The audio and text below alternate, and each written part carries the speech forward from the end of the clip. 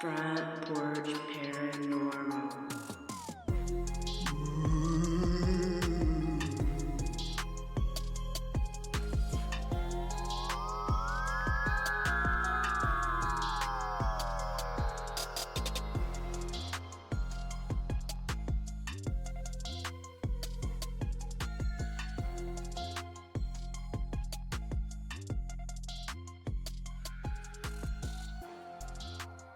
And welcome back to another episode of Front Porch Paranormal. I'm your host, Dave Caudell, and with me, as always, the lovely, the amazing, the beautiful. She puts up with my shit so you don't have to, Miss Shannon Caudell. All right. Well, I guess everybody listening kind of volunteers to put up with your shit because they're listening voluntarily. Well, that's true. I'm kind of volunteer because I married you, but you're just glutton for punishment, I guess. I am. Well, somebody had to do it, so I mean, just glad it ain't any of you ladies out there listening, or guys, or what have you. So, all right. Well, hey, how's your week been? How's your, how's our diets? I think our diets are gone to shit now because we're kind of limited to what we can eat more now since we can't eat fresh produce. Yeah, I can't eat fresh produce, especially lettuce. We got the explosive diarrhea going around here in America, and yeah, and I honestly I would kill for a salad right now. It does sound pretty good. I want some mango so bad, but I am so afraid of just eating anything right now. But enough about that. You know what? We have some paranormal in the news. All right, our first story comes from newsnation.com, and it's actually from July 10th, so it's a couple days old. And a man who claims to have found the remains of a Bigfoot in upstate New York says he now has scientific proof that it's real. In 2024, Charles Stewart, aka Snake the Bigfoot Hunter, claims he found the decomposing remains of an 8-foot tall, 300-pound Bigfoot in the Adirondack Park in upstate New York. I could smell it because this body was decaying. Well, no fucking shit. Anything that decomposes is going to smell. Exactly. Snake told News Nation's Jesse Weber on Thursday. The thing was sitting in a poison ivy patch and was just absolutely disgusting. Snake believed the body had been there for about 2 days based on the degree of decay. Of course, he wanted the world to know about it. So he brought it home and has been showing it off for the last couple of years. Oh my god. Don't send it to a research facility. Don't do anything like that. Just let it decay in your house. Don't let the bugs take over it in the smell. Surely God, he had some sort of taxidermy done to it or something. You would figure, I hope you at least did that. But well, hold on. While skeptics doubt his story and don't believe the remains are real, he says the recent DNA testing has proven that they are. Okay, let's hear it, okay? Snake claims he provided blood, hair, and fecal matter to a friend who works at the Cornell Veterinary and Bio-DNA Lab to run tests on the creature he named Dak. The test revealed Dak to be 58.5% Neanderthal mixed with 41.5% human, and some of that is indigenous, Snake said. Snake also told Weber that he had discovered a lot by looking over the body. One of the most interesting things that we have found of our specimen was his reproductive. I fucking knew it was going to go here. His reproductive bone, Snake said that it's abnormally, and that Bigfoot has. Oh god damn. So basically it's talking about Bigfoot's dick. Alright. Our next story comes from our good friends over at Coast to Coast AM. Conjuring House ownership changes revealed in Rhode Island town's records. Records for the town where the infamous Conjuring House is located reportedly now list ghost hunter star Jason Hawes as the new owner of the highly coveted residence. The change, which went into effect on June 15th, is the latest development in a month-long saga surrounding the poorly haunted location in the community of Burrville. Last October, the residence was set to be auctioned on Halloween, and in the weeks leading up to the scheduled sale, Hawes launched a crowdfunding effort to buy the home. However, the auction was subsequently canceled when the underlying mortgage was purchased by content creator Elton Costi, leaving ownership of the house in limbo, and the deed remained in the hands of then owner Jacqueline Nunes. So basically, what happened? A bunch of crap happened. So Jason Hawes now has the Conjuring house. Which I'm kind of happy with that because I feel like he would at least respect it. Yeah. He knows the history of the place and whatnot. So I don't think he'll put it off as a. If he does it in a museum, he'll do it in a respectful way. If he does anything with it, I don't know if he may not even do anything with it. You never know. So, all right, Shannon, are you ready for our last story for today? Before we go down the Reddit rabbit hole. You like how I said that? The Reddit rabbit hole? It's hard. Like, sometimes I have a hard time talking. I have a hard time talking too sometimes. Yeah. So, and it's just our hick voices. That's what it is. And getting old. Yeah, I feel you on that, girl. All right. Next story comes from Coast to Coast AM. Pentagon releases the fourth batch of UFO files. The Pentagon has released a fourth batch of UFO files that includes videos and testimony and just 19 videos, 14 documents, 4 audio recordings, and 3 images. There it is. All right. So basically, it's nothing major. Well, as always, it's just they're not giving us anything. And I don't know if it's just because I've been down this rabbit hole and my conspiracy theory brain is just not getting the dopamine that it fucking needs. I still think it's a deflection. Like, here's some information. Yeah. Just do with this what you will. We're going to throw this at you. Yeah. Right now, it's like here. Yeah. So, all right, folks. Back by popular demand, we have Shannon in Rabbit Hole. Take it away, Shannon. Thank you, David. So, Reddit Rabbit Hole today, we have in the subreddit of Paranormal the username Big Slang in It. Big Slang in It? Big Slang in It. All one word. I'm assuming that's what it's supposed to be. He's big slang in it. Alright. The subject is I've seen the Mothman. Oh, cool. So I've never told anyone this or talked about it to anyone besides the people that were with me that night and my best friend that claims to have seen him at a different date that I didn't know about until I described my experience to him. I lived in a small town, Bastrop, Louisiana.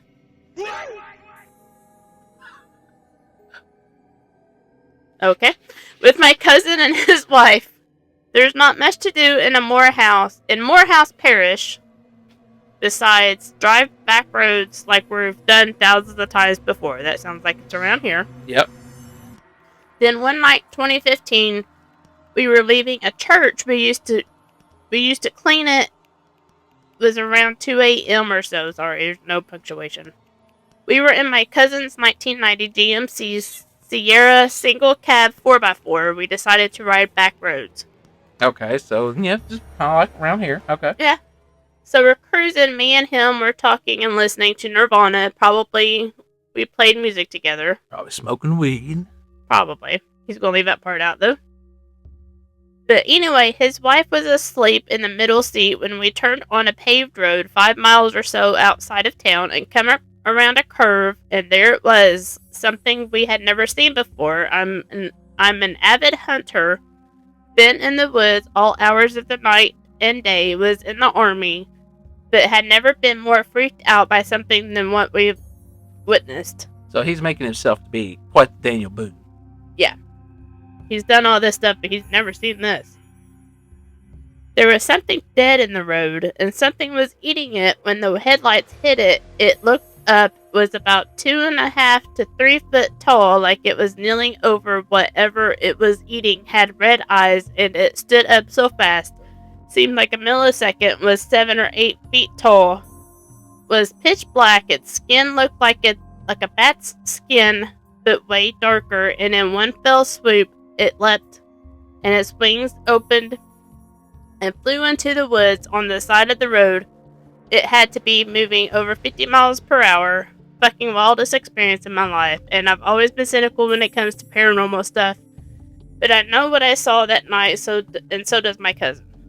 You know, I could tell, and that was great. That you did a great job by reading that. That was because I could tell that was a hard read, and I could also tell that had absolutely no punctuation whatsoever. It didn't. I was trying to add it in there, but I didn't know when it ended or when it began. You did such a good job. I don't think I could have ever done anything like that. I would have just said fuck it and just looked for a different story. But you pulled it off amazingly. You really did. There was a couple times it kind of reminded me. You remember that movie Dennis the Menace, right? Yeah. You remember the part where the guy's reading the book to him? Mm-hmm. And he's like, I will never be Biggie Nug. Sababa Duffy. Oh, yes. Oh my god. So my question on this is, on this story, right? It looked up and it was about 2.5 to 3 foot tall. Okay. Like it was kneeling over whatever, but then all of a sudden it's 7 or 8 feet tall. Well, maybe it like stood up, like maybe it was like hunched over, and then it was like I don't know. I'm not saying the guy didn't see anything because I just wish he would just learn how to fucking write, so my poor wife doesn't have to struggle. But I don't care. That don't bother me. It's just if he's in the army, it seems like he should be pretty well educated at least. Well, maybe the Mothman totally wiped out the part of his brain that gives us punctuation when we write. Knocked out that part of his cortex. Yeah, exactly. So, well, speaking of cryptids, we got a great interview for you up next. Up next is the folks at the Indiana Bigfoot Center in Nashville, Indiana, and I cannot wait for this conversation. Yeah, it's going to be nice to hear about some Bigfoot happenings in our area. So here it is, Indiana Bigfoot Center. Our guest tonight is LeRoy Nail from the Indiana Bigfoot Center located in Nashville, Indiana. Welcome to the front porch, LeRoy. All right. How are you doing tonight? I'm doing great, man. Hey, thank you so much for joining us. So tell us a little bit about yourself and what made you start this center. Well, I've been running the Indiana Bigfoot Research Organization since back, I think, 2014. So we've been doing research for a number of years. And then we started having the conference. This is our third year for the Indiana Bigfoot Conference.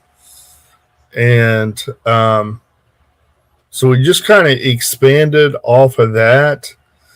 And we opened up the center. And the whole idea behind it is to incorporate Indiana and bring more recognition to Indiana on Bigfoot itself. Everybody knows about Bigfoot in Ohio, Kentucky, and everywhere else, but not so much in Indiana. And our focus is try to bring some recognition to Indiana for Bigfoot here. And Nashville is the center of it. You can go in any direction from Nashville, and there is activity. I've had experiences in different directions from Nashville itself. That's where we do a lot of our investigation at. So it just made sense. And so that's why we opened up the center there. That sounds awesome. Can you tell us about some of these personal Bigfoot encounters that you've had, or this evidence that you've collected over the years, especially here in the Hoosier State? Yes, we have a number of castings that I have casted over the years. I'll tell you about the first casting I ever made, which was probably back in the 14 or 15. I actually forget which it was. It was in and it was early spring. It was probably first April 15th. I'm gonna say April 15th because I think that's when they open up a certain road. Because you have to drive back this road, mile and a half, almost 2 miles back, and then you can walk down to a lake that's about a half mile away. It only takes you maybe 15, 20 minutes to walk down to the lake when you go down over the hill. But my big old butt, it takes me about an hour to get out of there. I feel you. I feel you, man. I feel you. So we had went in there early on a Saturday morning, and with some other people, and it's when they very first opened this area back up in the spring, because it's closed off throughout the winter. So not too many people go back there in the winter because it's a long hike back into it. And we went down in there, and I wanted to see if I could find a print. And I got around the lake, and we found a print.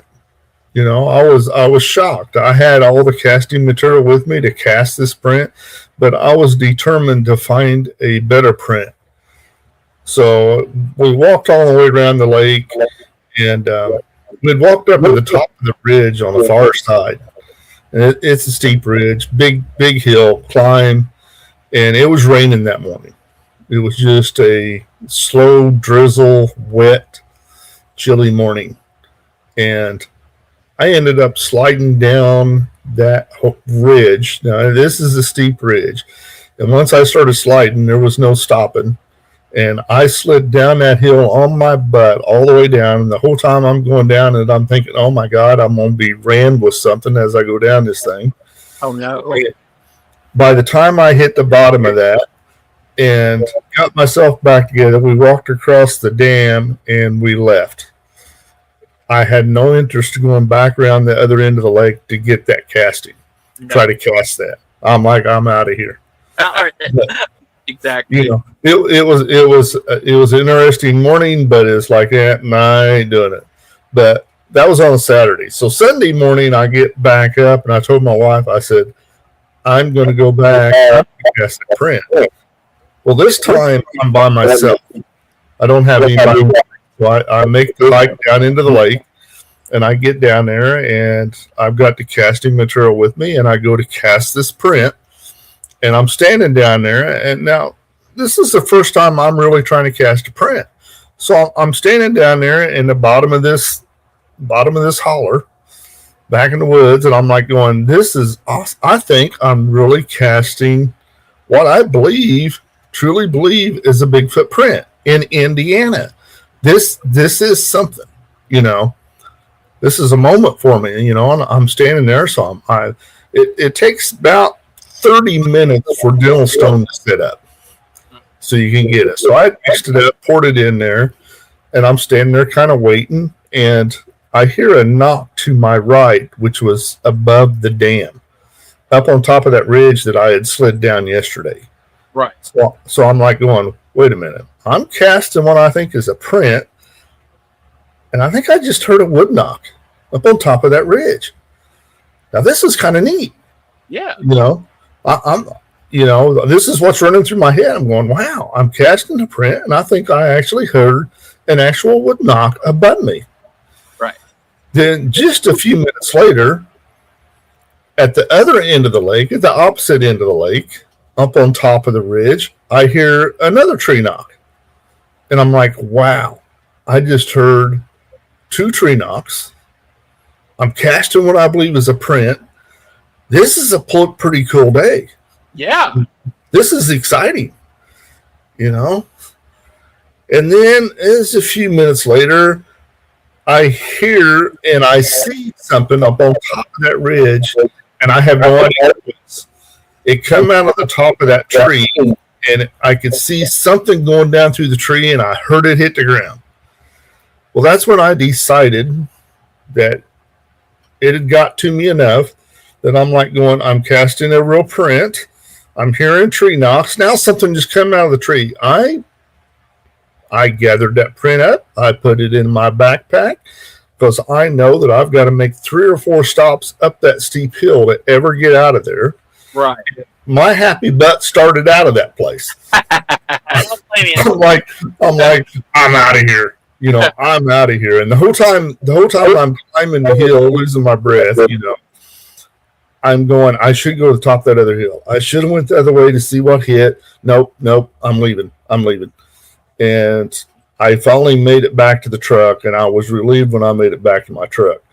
But I still think about that. And one of the guys, a number of years later, was trying to cast his first print, happened to be in the same place, and basically had the same thing happen to him. And he called me as he was climbing out there, and he says, if I don't get out of here, he says, I want someone to know where I'm at. Right, exactly. Oh, man. And I said, yeah, I feel you, dude. Been there. Now, this was out in Brown County, correct? No, this is actually in Morgan County. Okay. That's actually part of Morgan County. So, but yeah, it was just kind of coincidental, you know. And I told him this was, you know, a number of years later. I knew a lot better, a lot more then, and I'm like, nothing's going to happen to you. You're going to be fine. He goes, yeah, you say that. I said, but trust me, I get you. I done the same thing. I got my happy butt out of there. Oh, exactly. So, can you tell us about some more places here in Indiana that's had some Bigfoot activity? Some other like forestries or certain parts of you know, you can go to about any, and I tell people all the time, you can go to about any forestry, state forestry, any state park, and there's activity. It doesn't matter where you go, whether it's in northern Indiana or it's in southern Indiana. I do believe there's a little bit more activity in southern Indiana than there is in northern Indiana, but I get just as many reports out of northern Indiana as what I do in southern Indiana. And you wouldn't think that because it is flat, a lot of fields up there, but you do have wood lines, tree lines. That's about all it takes, it seems like, that they'll travel through those areas and there'll be activity. And you can go to just about any of them. I had a lady, it's been probably a month now, but I had a lady that come into the center and she said, we were staying in the Brown County State Park back in 2018. She goes, and this is what I recorded from the campsite. Do you think this sounds like a Bigfoot? And she played it for me. Well, we have a recording. I have a recording there of a Sasquatch screaming in Yellowwood that has been confirmed. It matches up with Ohio Howler, and it matches up with all the other calls across the U.S. It hits a certain range on a spectrograph. They measure all this stuff out and figure out, that's not a known animal. And so we have that. And I played it for her. I said, do you think it sounds like that? And she goes, yeah. And I said, well, I think it does too. Yeah, I think that you recorded a Sasquatch there in the campground. That's wild. You know, and it's like, yeah, well, we've had activity all the way around Brown County State Park.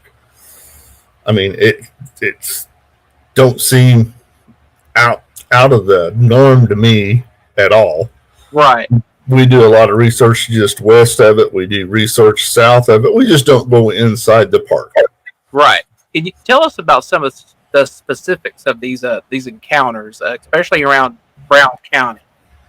Does any of this stuff have any common occurrences that are happening, or has there been any smells, any funky smells?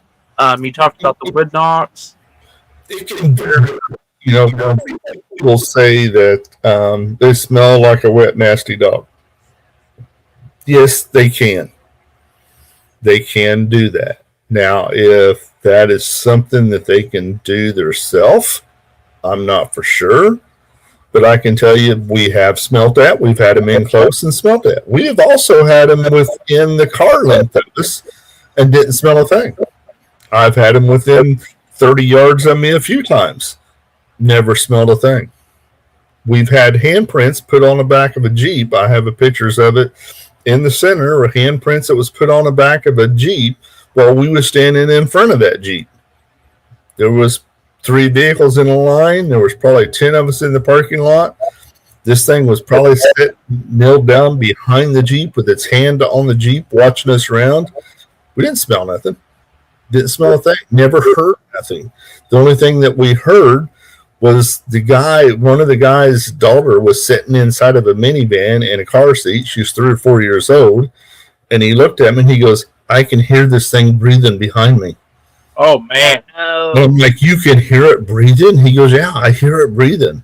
And he told it needed to back off. He kind of yelled at it and said, you need to back off. You're scaring my daughter. Well, the activity that we had going on around us a little bit, because we thought we heard things walking around us and thought there was some movement going on. And it was all right. But when we got back to the campsite, there was a big handprint put on the back of the Jeep. And we was standing right in front of it. So, we didn't smell nothing. Right. So there's numerous times. I've had one in Morgan Monroe that stood in front of me, 30 yards in front of me, and its eyes lit up. Its eyes lit up really white this time. It was white glowing eyes. It was in front of me, maybe 30, never smelled nothing. Wow. I didn't smell anything. Like I said, there's other times that we've had them around us that smell like a wet, nasty dog. So I don't really know what to think about that. What that would be, how that varies. What would you say is the average number of sightings in Indiana yearly?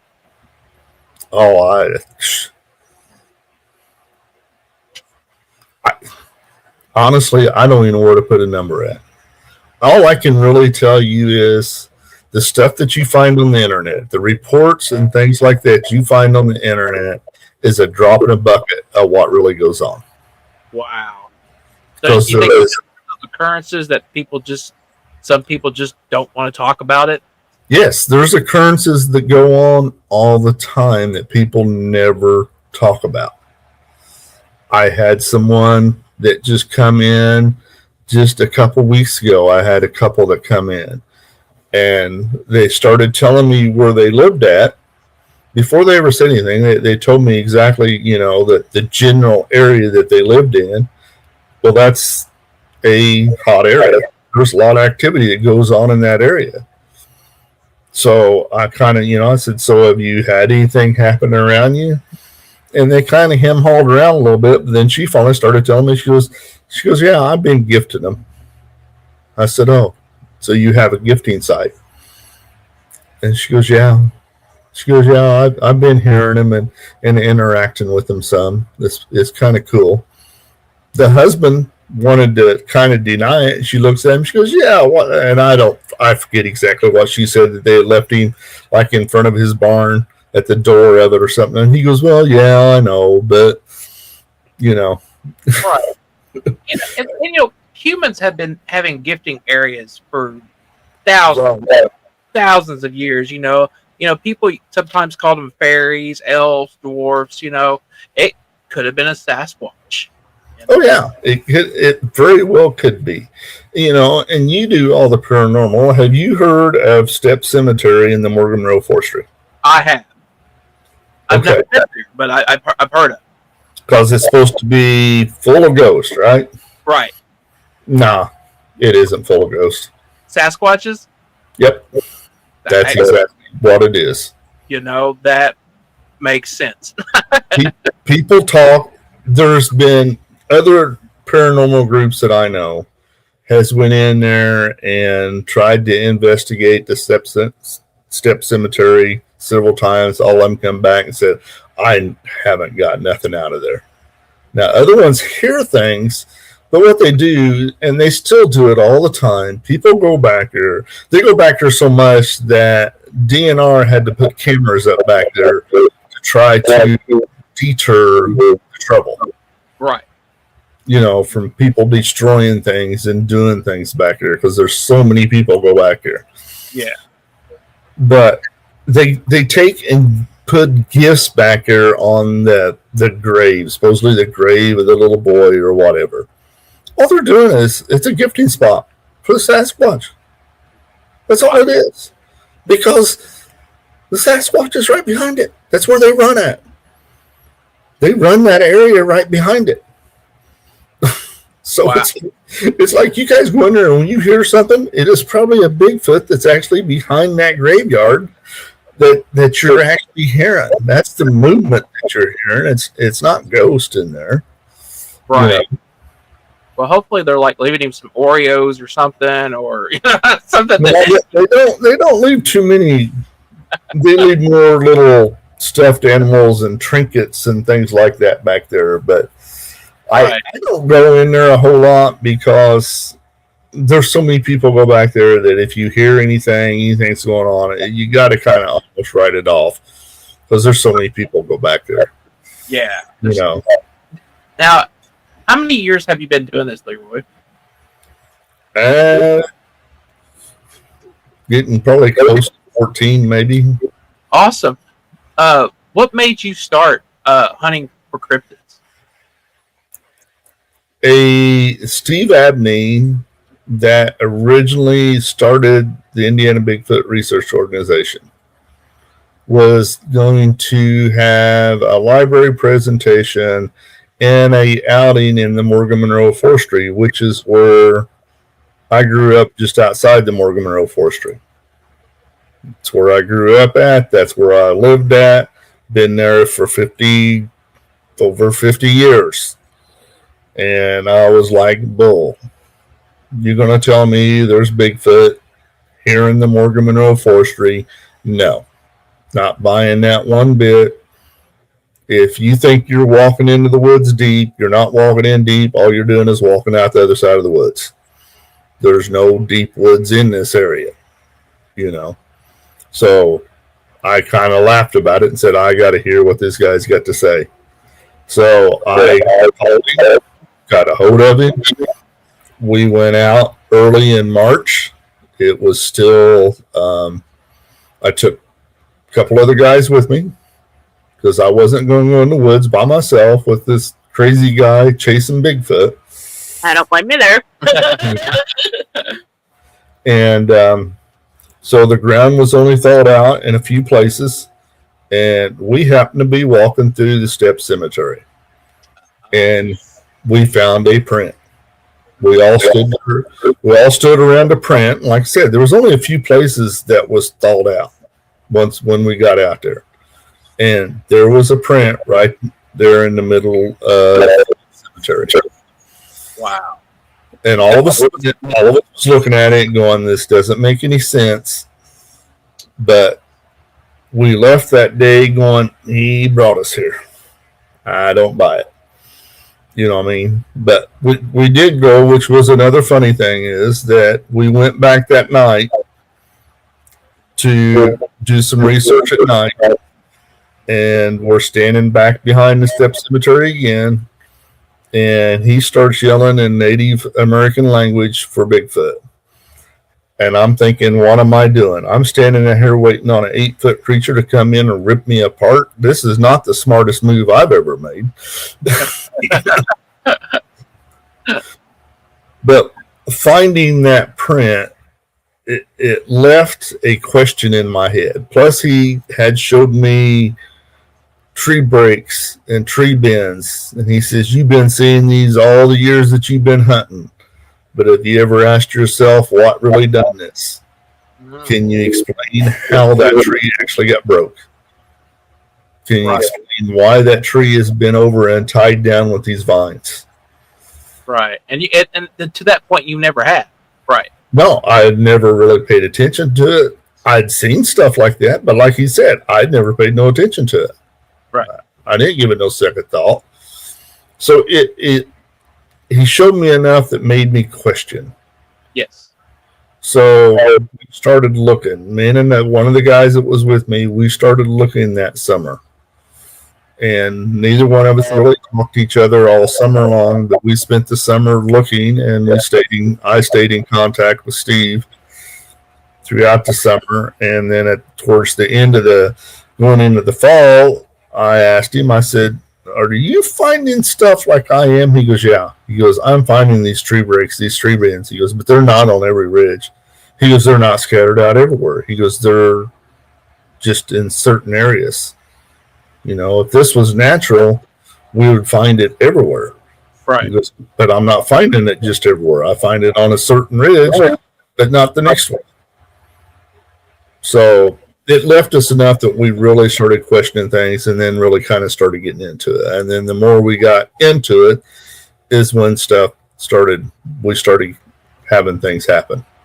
Gotcha. Wasn't too long after that's when I casted that first print. Wow. Can you tell us a little bit more about the history of indigenous people living with Bigfoot here in the Hoosier State? I am not up on that, to be honest with you. Gotcha. I'm not up on that enough to tell you about it. I know the Miami Indians was here and supposedly had a good relationship with them, traded with them, I believe. But I can't say nothing for sure. No. Now, do you think Bigfoot's, do you think they're solitary creatures, or do you think they're very tribalistic? Oh, no, they're running clans. If one comes around you, there isn't just one. It's very seldom you're going to have one. You're going to have 2 to 3. First thing they're going to do is surround you. And all they're doing is protecting themselves. They're not trying to hurt you. If they was trying to hurt us, I got everybody to know about it, and we would hear all about it. But the first thing they'll do is surround you. Normally, if there's one in front of you, there's one behind you watching you. So they surround you, they walk all the way around you, and they just protect themselves that way. So a lot of things that people think that they're being aggressive about, it's not being aggressive. It's just them protecting themselves. And do you think they have like some sort of like hierarchy? Like there's a leader or a chief? Yeah. Okay. Yeah, I believe so. And I think it's the ones that come in and mess with people. If they push a younger male out, saying that, like a lot of animals, they push the young male out, need to go find your own.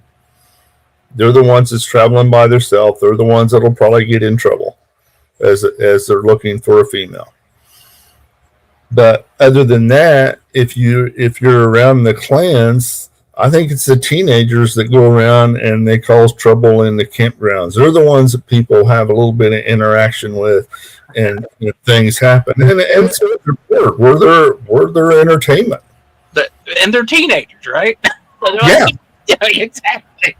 They're a teenager. Exactly. and I'll tell you the reason I say that is because we have one area that's in a campground that we have been dealing with a clan. We've been watching, and I'm sure it's the same clan because nothing has changed over the years on how they interact. For well over 10, 12 years now, we've been doing this. And the teenagers will come in and they will come around us. We know that they come in. We know which direction they come in from. And they'll come into the first campsite and they'll walk around it. And if we're there and we're not doing anything, we're staying quiet, they will walk around just outside of that campground. They might throw something in. They might do something. You basically know they're there. And we've had other instances, other things that we've done that we definitely, like the one that his eyes lit up one night. But come in there and they'll walk around us, and then when they're done with our campsite where we're at, they'll move around the edge of the ridge and they'll move on to some other campsites. And if you get about 12:30 or 1 o'clock in the morning and they're doing this, they'll get down to the other campsites. But when they start walking around those campsites, the people don't realize what's going on. You'll see them get out of their tent, shine their flashlight around because they think someone's walking around their tent. Well, they do have someone walk around their tent. It's not a person. And after they do that 2 or 3 times, they'll rip their tent down and throw it in their vehicle and leave 12:30, 1 o'clock in the morning.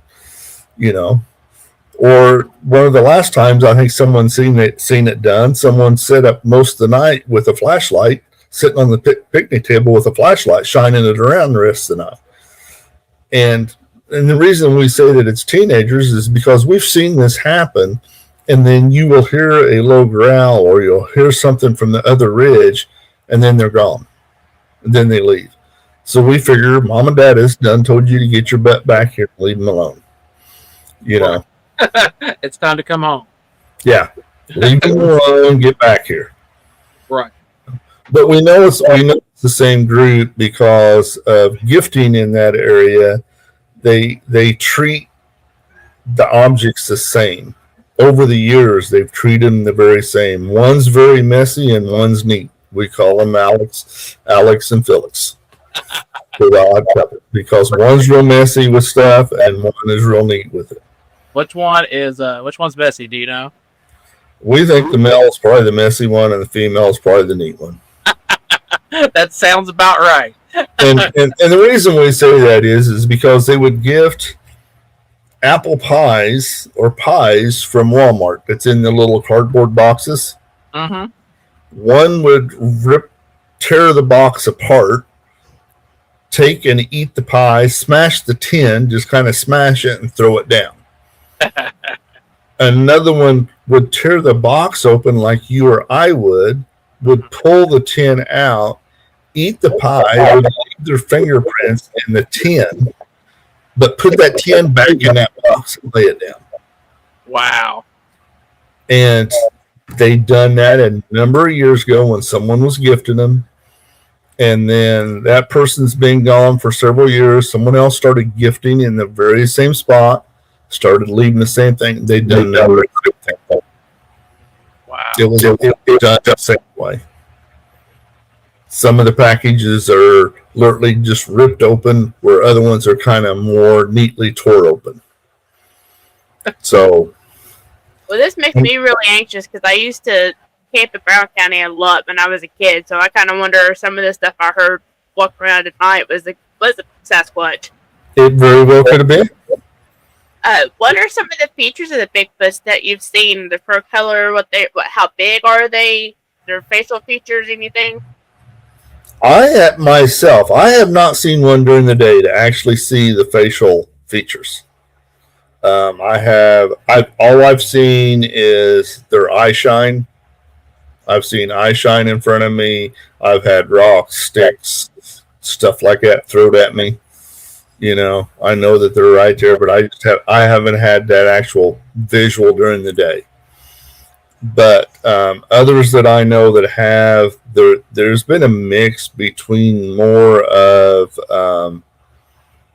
kind of the ape-looking Bigfoot that you've seen pictures of or whatever, and more that I've talked to hunters that's had them in their gun sight and said, no, that's flat human. You know, that had more of a human face to it. So there might be, you know, there could be a mix between them. We do know that footprints that around here, I think that they're only between 7 and 8 foot. Because most of the time we get about a 14.5-inch print. I have seen bigger prints up to 20 inches. You know, that puts something up there closer to 9 to 10 foot tall. That's large. But most of them around here are, you know, most of the prints that I've got are 14.5, so we can figure about a 7.5 foot creature, you know. And that's what a lot of the reports that you hear, that people when they see them, they're saying, yeah, it's about 7 foot. It looked like it was about 450, 500 pounds. Wow. You know. So what about other cryptids besides Sasquatch? Have you heard about like Mothman sightings or what have you in the area? The only other ones that I hear about, and I don't get too much into the other cryptids, but I've had other people reporting Dogman. I've heard numerous stories about other stuff, but I don't get too much into it. I've heard stories about little people or like fairies or something. I don't know. Right. There's a guy that we follow that sees Bigfoot and Dogman basically on property. Yes. Could it be possibly Dogman might even be another species of Sasquatch? Yeah, it could very well be. Gotcha. That very well could be. Gotcha. Yeah. So there's a number of different reports of Dogman. So tell me about the center. What kind of exhibits when we come to visit Brown County and we go into the center? What kind of exhibits can we see there? Right now, and we're trying to get more, but right now we have some of our foot castings, and we got some sounds that you can listen to, and just some basic information. And I've got a book of stories that go back into the 1800s of Bigfoot in Indiana. We were still trying to gather more information on that stuff, trying to get more to look at. One of the issues is Nashville's kind of a hard place to get into, so we had to take one of the first available places we could get into, and it's only 600 square feet. So we're very limited on space-wise on what we can do. Gotcha. Now, you located right there on the strip. Main Street in Main Street Shops. Okay. At 59 East Main Street. I think we know where that's at. We usually go to Brown County at least like once or twice a year. So we're one block west of Highway 46. Awesome. Well, we will definitely have to come in there and say hi and check you guys out. Yeah, you'll have to come in and check us out, and hopefully by then we'll have some more, because I'm still working on trying to get more evidence put in there. I may add some more castings in, but I'm still trying to get up more. So tell us about the convention. What can we expect at the convention? Well, this year we've got Mark Wirt, which does the Ohio Bigfoot Conference, which is one of the biggest Bigfoot conferences in the Midwest here at Salt Fork. And he's coming back over and he's going to speak. We're bringing up MK Davis from Florida, which he does a lot of stuff on the Patty films. On the Patty film, he's kind of an expert in that. And we're going to have Mike Femelant, which that guy, I don't think he ever stops. I've been following him, and he is constantly on the road, either speaking or doing research all over the United States. It's hard to keep track of what state he's in. So I have a feeling he may really be very interesting to listen to and what his stories are. And then we're also having Cryptid of the Corn, because those guys are just so full of so much energy that they're fun to be around. So I don't know what we'll hear out of them. I haven't heard him talk, but I've been around him at CryptidCon down in Kentucky, and they're just a couple cool guys that's full of energy.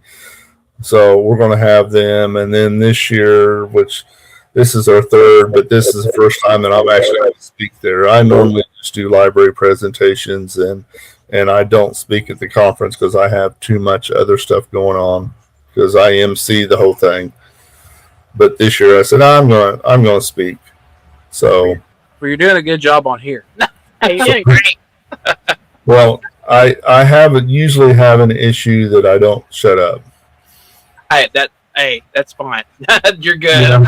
Also very interesting. So. Yeah, super interesting. So that helps out. So. My wife gets mad at me because at the center I'll get talking, and then I'll have some people and we're telling stories at the counter, and she's going, "You need to shut up and go over in that corner so we can check these people out." It's that Hoosier goodbye. That's what it is. Yeah, exactly. That's what it is, and that's what I enjoy doing. I like going in there and actually having people come in and talk to me, tell me stories, and you know, and then I get wound up in it and wound up so much that I don't even document any of it.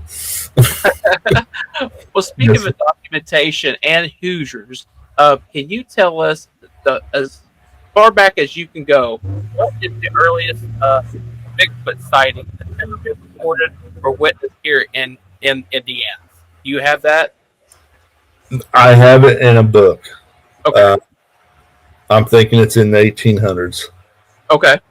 Okay. I think it goes clear back into the 1800s, but yeah, I have some stories that go back. And they didn't talk. They didn't call it Bigfoot. Right. It was the wild man. Yeah. The hairy man to the wild woods. But there's stories go all the way back to the frontier days. And so it's kind of interesting. And then there's been numerous stories across Indiana that people aren't aware of. The Crosby or something like that. I don't know. There was one over by Columbus. Yeah. I believe some kind of story over there. I vaguely remember that. I want to. Was that the one that happened maybe like over 20 years ago? Yeah. Yeah. It's quite old. Oh yeah. There's a number of old stories, but I tell you, I've had stories, reports that come from around the airport. Stories that come out of warehouse areas. I had a gentleman that called me and told me about a story of a Bigfoot walking right down the middle of the street within the 465 loop of Indianapolis. Oh, wow. Now that was back in the 70s, but he said it literally walked down the street, walked by his house, and went across to someone's backyard and disappeared. Wow. Wow. So it's like, why would a guy call me out of the blue just to tell me some wild story back in the 70s? Right. When he was a teenager. Well, I mean, he was in the 70s and a teenager, so. And I have to admit, he was talking about he was coming home from a party. Okay. He had come home from a party and was just sitting on his porch for a minute. And he thought, who's this walking down the street this way? And he goes, when it got down here, I realized it wasn't a person. Right. Yeah, exactly. Oh, man. Looking at it going, what in the world is this? And he goes, they just walked down the street and went by someone's house and walked through their backyard and walked on through. And it was just on the east side of Indianapolis. Stranger things have happened, for sure. Stranger things has happened. I had a guy call me early one morning and say, hey, I just seen a Bigfoot standing on the side of a guardrail, on the back side of a guardrail as I come around the corner. He shot me a pin of it. He goes, I dropped a pin when I got it, seen it, and he shot it to me. And I looked at it and went, wow. So I called another guy and said, hey, you live right there in this area. Can you go by and check that tonight? And he called me that night. And he says, there might have been. He goes, but I'm not going to go looking because on the other side of that guardrail is the Indianapolis airport. He goes, I ain't going on airport property. Right. And I'm like, no, don't do that. Oh, man. So one last question, LeRoy, before we let you go. And by the way, we really do appreciate you being here with us. This has been awesome. We can't wait to come and check you guys out. The next time we decide to go to little Nashville, we mostly go for shows over at the Opry. Yeah. We'll pop through and shop a little bit. Oh, yeah. We always got to get some popcorn or something at the popcorn shop. And so we'll swing on by and talk to you. But my last question, real quick, LeRoy, and this is a personal question. This isn't, you don't have to have any scientific evidence to back this up or anything like that. What is it? What is Sasquatch? What does LeRoy Nail believe Sasquatch is? That's a real good question. I cannot put my thumb on it. Gotcha. The reason I say that is I want to lean, and I have to lean to a flesh and blood animal that is part human. I think this thing is part human. But there's things that we have witnessed in interactions that you cannot explain, that doesn't fit in a normal box, that you can't explain it, that makes you wonder, okay, is some of this paranormal that we're dealing with? Is it not just Bigfoot? Is it paranormal? Some of it paranormal? I don't know. I can't explain it. Right. And I'll give you an instance in this why I say that. For a long time, we had a guy with us that would always play a distressed rabbit call. Old distressed rabbit call that probably come from the 90s, the coyote call of a distressed rabbit. Every time he played that, we would get hit with rocks. And I'm talking within minutes. It didn't matter. It didn't matter where we went, when we went. We could go to multiple places and we would get hit with rocks. How can you explain, if there's that many out there, how did they get there that quick? Or, is there that many? Right. It doesn't add up. Yeah. It just doesn't add up. Right. Of course, one theory, and you've heard this too, it might be one of those, interdimensional beings. You never know. Yeah, exactly. And that's what I'm saying. There's just things that doesn't add up for it to just be a pure flesh and blood animal. But I believe that's what it is. But if you look at, there's so many things that it just doesn't add up. And I guess that's what makes it interesting to do. So I don't know. I don't have the answers. The more I get, the more questions I have. Yeah, exactly. So, well, thank you so much, LeRoy. Thank you so much for being a guest here on Front Porch Paranormal. You are welcome back anytime, sir. And if you're in the Nashville area, go check them out. Yeah, come and check out the conference this year, the 25th and 26th of September. So that's what it'll be all day long, all weekend. Sounds great, LeRoy. All Can't right. wait to see it. Yes, can't wait to come and visit you, buddy. Okay, sounds good. Thank you so much for joining us. Wow, what a great interview for the guys at the Indiana Bigfoot Center. I cannot wait to visit there, Shannon. What about you? I'm excited. I love going up there anyway to Brown County, Nashville area, but I can't wait to visit this place and see what it's got in there. Yeah, every so often we go to we call it here a little Nashville. And it's kind of funny because that was our very first stop on our honeymoon was Nashville, Indiana, and Brown County. So Then we waited a few months and went to Florida. yeah, exactly. So Nashville has actually both Nashville, Tennessee, and Nashville, Indiana both have special places in our heart. And I went to Nashville, Indiana a lot when I was a kid and went camping there a lot. So it really is a special place to me. And I can see if there's Bigfoot around that area. I can see that being there. Oh yeah, the forestry there is just, oh my gosh, crazy.